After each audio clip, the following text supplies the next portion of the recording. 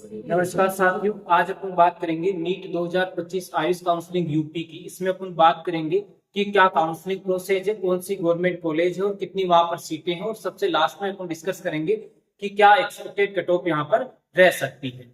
देखो, सबसे पहले अपन देखते हैं कि अपन को काउंसलिंग प्रोसेस के लिए क्या करना होगा। सबसे पहले अपन को रजिस्ट्रेशन करना है। रजिस्ट्रेशन के लिए अपनी वेबसाइट है यूपी आयुष काउंसलिंग पर जाकर आप अपना रजिस्ट्रेशन कर सकते हैं। रजिस्ट्रेशन के बाद सेकंड स्टेज में आपको अपनी रजिस्ट्रेशन फीस जमा करवानी है, और वो रजिस्ट्रेशन फीस आपकी है वो है 2000। वो आपको जमा करवानी है। वो जमा करवाने के बाद अगला स्टेप होगा जिसमें अपन को सिक्योरिटी अमाउंट जमा करवाना होगा, और ये सिक्योरिटी अमाउंट आपका गवर्नमेंट कॉलेज की अपन बात करें तो वहां पर होगा 20,000, और अगर आप प्राइवेट कॉलेज में एडमिशन लेना चाहते हो तो वहां पर होगा 50,000, और अगर दोनों में अपन को करवाना है तो वहां भी आपको जमा करवाना होगा सिक्योरिटी अमाउंट 50,000। इसके बाद अपनी स्टेट मेरिट लिस्ट आएगी, और इसके बाद ही तुमको पता चलेगा कि अपनी स्टेट में क्या रैंक रही है। इसके बाद अगला स्टेप अपना होगा जिसमें अपन को चॉइस अपनी फिल करनी है। चॉइस फिल करने के बाद अपना एक टेंटेटिव सीट अलॉटमेंट आएगा, और वो अलॉटमेंट आने के बाद अगला अपना जो प्रोसेस होगा उसमें अपन को डॉक्यूमेंट्स वेरिफिकेशन आपको करवाने होंगे। ये डॉक्यूमेंट्स वेरिफिकेशन जो आपके होंगे वो होंगे नोडल सेंटर पे, और नोडल सेंटर यूपी की अपन बात कर ले तो होम्योपैथी गवर्नमेंट कॉलेज जो लखनऊ में है वहां पर आपके डॉक्यूमेंट्स वेरिफिकेशन होंगे। इसके बाद आपको अपना अलॉटमेंट डाउनलोड करना है। ठीक है, अलॉटमेंट लेटर डाउनलोड करने के बाद आप अगली प्रोसेस जाओगे, उसमें आपको कॉलेज में जाकर अपना एडमिशन लेना। ठीक है, इसके बाद एक्रेडिटेशन का फॉर्म लगाएंगे। अगर कुछ स्टूडेंट ऐसे हैं जो कॉलेज मिलने के बाद उससे संतुष्ट नहीं है और वो दूसरी कॉलेज चाहते हैं, ऊपर की कोई चॉइस चाहते हैं, तो वो एक्रेडिटेशन का फॉर्म लगा सकते हैं। इसके लिए उनको फिर से अपग्रेडेशन होता है तो दोबारा डॉक्यूमेंट्स वेरिफिकेशन होंगे, और उनको अपना अलॉटमेंट रिलेटेड डाउनलोड करके फिर से उनको अपनी कॉलेज में एडमिशन लेना होगा, जहां पर अगर उनको अपग्रेडेशन में कॉलेज मिली है। यहाँ पे बता देता हूँ कि अगर अपग्रेडेशन किसी स्टूडेंट का नहीं होता तो उनकी जो पहले कॉलेज अलॉट हुई है वो कॉलेज रहेगी। ये अपनी काउंसलिंग प्रोसेस है। इसके बाद हम बात करते हैं कि एलिजिबिलिटी क्या है इसके लिए। तो उसमें अपन सबसे पहले बात करें तो स्टूडेंट नीट एग्जाम दिया होना चाहिए, और नीट का एग्जाम इस बार क्वालिफाई होना चाहिए। क्वालिफाई मार्क्स की अगर मैं बात करूँ, कोई स्टूडेंट जनरल और ईडब्ल्यूएस कैटेगरी से है तो उसके लिए यहाँ पर 144 नंबर चाहिए, और अगर कोई कैटेगरी का स्टूडेंट है जैसे ओबीसी है, एससी है और एसटी है, उसके लिए यहाँ पर 113 नंबर क्वालिफाई के लिए चाहिए।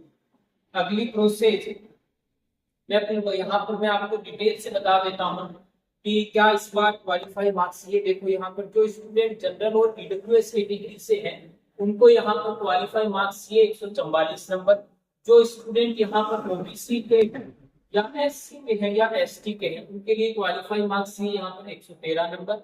यूआर पीडब्ल्यूडी और ईडब्ल्यूएस पीडब्ल्यूडी के लिए नंबर चाहिए 147। ओबीसी पीडब्ल्यूडी, एससी और एसटी पीडब्ल्यूडी के लिए नंबर चाहिए 113। यहाँ पर मैं एक और बात बता देता हूँ कि कोई स्टूडेंट अगर आयुष काउंसलिंग यूपी में दूसरे स्टेट का करवाना चाहता है तो उसके लिए भी यहाँ पर क्वालिफाई मार्क्स से सेम चाहिए। यानी जैसे मान लो कि किसी स्टूडेंट के 114 नंबर आया है तो वो काउंसलिंग यहाँ पर करवा सकता है। ये मैं इसलिए बता रहा हूँ कि जैसे आप एमबीबीएस में काउंसलिंग करवाने चाहते हो, अगर अदर स्टेट के हो, प्राइवेट के लिए आप काउंसलिंग करवाना चाहते हो तो उनके लिए जनरल से क्वालिफाई होना चाहिए, लेकिन आयुष में ऐसा नहीं है। आयुष का आप टेक्निकली से भी अगर क्वालिफाई हो तो आप अपनी काउंसलिंग करवा सकते हो।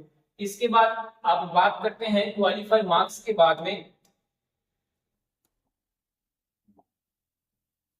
डोमिसाइल की हम बात करते हैं कि किन स्टूडेंट के लिए आवश्यक है और किन के लिए आवश्यक नहीं है। जो स्टूडेंट गवर्नमेंट कॉलेज के लिए यहाँ पर काउंसलिंग करवाना चाहता है तो स्टूडेंट के लिए डोमिसाइल की आवश्यकता है। जो स्टूडेंट 10th और 12th क्लास दोनों यहाँ पर अगर यूपी से पढ़ा हुआ तो उसको डोमिसाइल की आवश्यकता नहीं है। इसके अलावा जो स्टूडेंट बाहर से दोनों 10th और 12th दोनों बाहर से, उनके लिए यहाँ पर गवर्नमेंट कॉलेज के लिए डोमिसाइल की आवश्यकता है। और यहाँ पर एक एक्सेप्शन भी है, अलीगढ़ कॉलेज में जो लास्ट ईयर से रूल लागू हुआ है, चाहे वो 10th और यहीं से किया, उसके लिए भी डोमिसाइल की आवश्यकता होगी। तो ये आपकी डोमिसाइल की बात होगी। इसके बाद अपन बात करेंगे कि कौन कौन सी गवर्नमेंट कॉलेज है और कितनी सीटें वहां पर है। सबसे पहले एसएडी राजकीय आयुर्वेदिक महाविद्यालय रामपुर मुजफ्फरनगर की अपन बात करें तो यहाँ पर टोटल सीटें हैं 43। इसके बाद राजकीय आयुर्वेदिक महाविद्यालय चिकित्सा की बात करें तो यहाँ पर गवर्नमेंट सीटें हैं 32। इसके बाद अपन बात करें बरेली की, तो यहाँ पर टोटल गवर्नमेंट सीट है 56। इसके बाद अपन बात करें प्रयागराज की, तो गवर्नमेंट सीटें यहाँ पर है 25। इसके बाद वाराणसी की बात करें तो इसमें टोटल सीट है 48। लखनऊ की बात करें तो टोटल सीट है 64। झांसी की अपन बात करें तो टोटल सीट है 43। और अपन टोटल आयुर्वेद गवर्नमेंट सीटों की बात करें तो 311 यहाँ पर कंप्लीट सीटें हैं। इसके बाद आयुर्वेद के बाद अपन बात करते हैं होम्योपैथी की। होम्योपैथी की अपन बात करें तो देखो यहाँ राजकीय national homeopathic medical college Gomti Nagar Lucknow, जहां पर टोटल सीट है 106। इसके बाद अगर बात करें लखनऊ कानपुर नगर की, तो वहां भी टोटल सीट 106 है। प्रयागराज गवर्नमेंट कॉलेज की बात करें तो भी टोटल सीट 106 है। मुरादाबाद में भी बात करें होम्योपैथी गवर्नमेंट कॉलेज में टोटल सीटें 106 है। अयोध्या की बात करें तो 32 सीट है। गाजीपुर की बात करें तो 54 सीट है। गोरखपुर की बात करें तो टोटल 106 सीट है।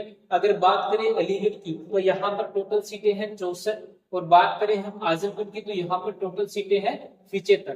टोटल होम्योपैथी की अपन बात करें तो गवर्नमेंट कॉलेज में सीटें हैं वो है 755। इसके बाद अपन एक्सपेक्टेड कट ऑफ की बात करते हैं। यूपी आयुष 85 स्टेट कोटा है, उसके अनुसार कट ऑफ क्या रह सकती है।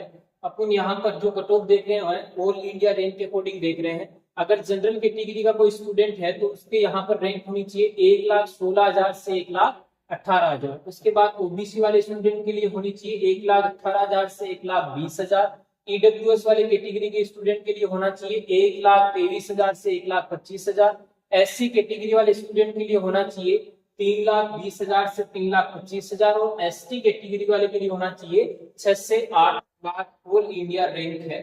ये अपन बीएमएस की बात की है। इसके बाद अपन बात करेंगे अगली expected cut off BUMS campus की। इसमें देखो ऑल इंडिया रैंकिंग स्टूडेंट के जनरल से यहाँ पर 1,95,000 से 2,05,000 तक है वो स्टूडेंट क्वालिफाई है। इसके बाद ओबीसी की बात करें तो 2 लाख से 2,10,000।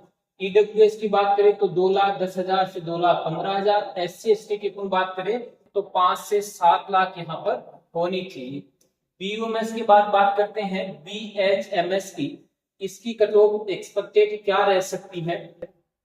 ऑल इंडिया रैंक में अपन बात कर रहे हैं। जनरल कैटेगरी में 3,10,000 से 3,15,000 तक। ओबीसी की बात करें तो 3,15,000 से 3,20,000। ईडब्ल्यूएस की बात करें तो 3,20,000 से 3,25,000। एससी की अपन बात करें तो 4,90,000 से 5,05,000। एसटी की अपन बात करें तो 10 से 11 lakh all India rank student की होनी चाहिए।